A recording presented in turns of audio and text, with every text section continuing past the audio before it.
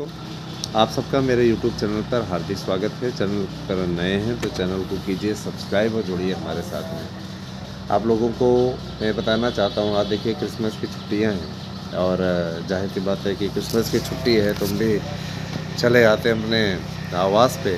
सोचते हैं कि कुछ आप लोगों को यहीं से अपडेट दे दिया जाए। दोस्तों देखिए, वार्तालाप हो चुका है और हमारे जो साथ में जुड़े हुए लोग हैं उन्हें मैं आश्वस्त करना चाहता हूँ, ये उनके हितों के साथ किसी प्रकार का कोई भी समझौता नहीं होगा।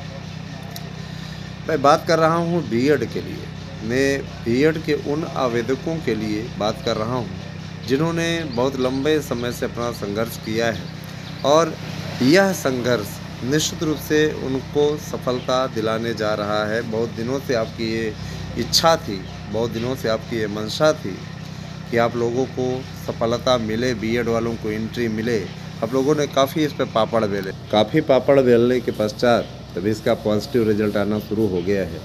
देखिए, अभी भारतीय जनता पार्टी के प्रवक्ता का उत्तराखंड मामले पे एक मैसेज आया है, जो उत्तराखंड में भी बीएड वालों के ऊपर कैंची चली है ना, उस पर एक उनके प्रवक्ता का बयान आया है कि ऐसी बात है, इसके लिए हम सर्वोच्च न्यायालय में लड़ाई लड़ रहे हैं।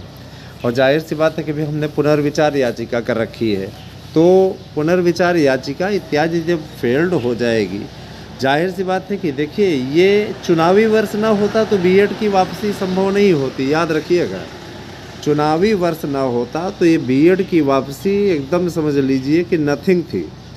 लेकिन चुनावी वर्ष होने के चलते बीएड वालों का कोई बाल भी बांका नहीं कर पाएगा। और रही बात ये कि सिर्फ नियमों का हवाला दे करके सर्वोच्च न्यायालय ने बाहर किया था। उन्होंने ये कहा था, सर्वोच्च न्यायालय ने कोई गलत कमेंट नहीं किया कि अगर आप नियम बनाते हैं तो समान नियम होने चाहिए, ना कि इसमें असमानता होनी चाहिए। आपके दो लड़के हैं और एक लड़के को आप पूरी ज़मीन दे दें और दूसरे को आप पूरी ज़मीन का एक भी टुकड़ा ना दें तो ये उसके साथ अन्याय होगा। ठीक है, सीधा सिद्धांत था कि अगर आप नियम बनाते हैं तो वो नियम दोनों के लिए बराबर होना चाहिए। पता लगा बीटीसी को बिना ट्रेनिंग कराए आपने नियुक्ति दे दी और बीएड के लिए आपने ट्रेनिंग का प्रावधान कर दिया कि 6 महीने का ब्रिज कोर्स करके आओ, तो ये दोहरा मापदंड नहीं चलेगा।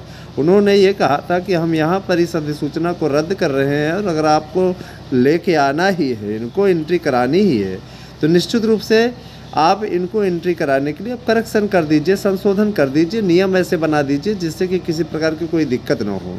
भाई, नियम बनाना, लोगों को, अभ्यर्थियों को योग्य या अयोग्य घोषित करना, ये अधिकार किसका है? ये एनसीटीई का है, क्योंकि एनसीटीई को संसद द्वारा प्रदान की गई शक्तियों के अनुसार निश्चित रूप से ये अधिकार मिला हुआ है। और मैं ये निश्चित रूप से कहना चाहता हूँ कि ये बहुत बड़ा खुशी का अवसर है ना, कि बीएड को एंट्री मिल रही है। और साथ ही साथ में इस चीज़ का भी आप लोगों से बार बार आप लोगों से अपील करना चाहूँगा। मेरा ये विशेष अनुरोध है कि आप सभी शिक्षक बनने की दौड़ में हैं, तो आप लोग कृपया अपना मानसिक संतुलन बना करके रखा करिए। देखिए, शिक्षक ही एक ऐसा होता है जो कि विपरीत परिस्थितियों का भी सामना कर लेता है। दोस्तों, जाहिर सी बात है कि एक शिक्षक होने के नाते, चाहे वो अटल बिहारी वाजपेयी जी रहे हों, चाहे वो महामना मदन मोहन मालवीय जी रहे हों जिनकी आज जयंती है, हमारा यूट्यूब चैनल उनको श्रद्धा सुमन अर्पित करता है। और साथ ही साथ हम यह भी अवश्य कहना चाहेंगे कि उनके हितों के साथ किसी प्रकार का कोई उनके जो हित का मतलब ये कि उनके द्वारा जो देखे गए सपने हैं उनसे किसी प्रकार समझौता नहीं किया जाएगा। उन्होंने एक अच्छे देश का सपना देखा था, एक अच्छे नागरिक बनाने का सपना देखा था, और वह सपना हम सभी लोगों का भी सपना है। निश्चित रूप से उसे हम लोग पूर्ण करने में कोई कोर कसर नहीं छोड़ेंगे। आपके हितों के लिए लड़ाई लड़ते रहेंगे।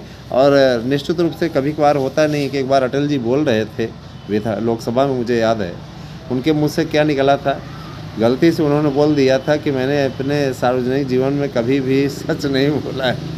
फिर उन्होंने बहुत ही अच्छे तरीके से संभाला था कि मैंने सच ही बोला है, कभी झूठ नहीं बोला है। कहने का तात्पर्य ये है दोस्तों आप सभी लोग संघर्षवान हैं, आपके संघर्ष को हमारा प्रणाम है। मैं ये ज़रूर कहना चाहता हूँ कि आप सभी लोग हमारे चैनलों से जुड़िए और हमारे यहाँ आप लोगों को सबसे सटीक जानकारी मिलती है। और मैं ये ज़रूर कहना चाहूँगा कि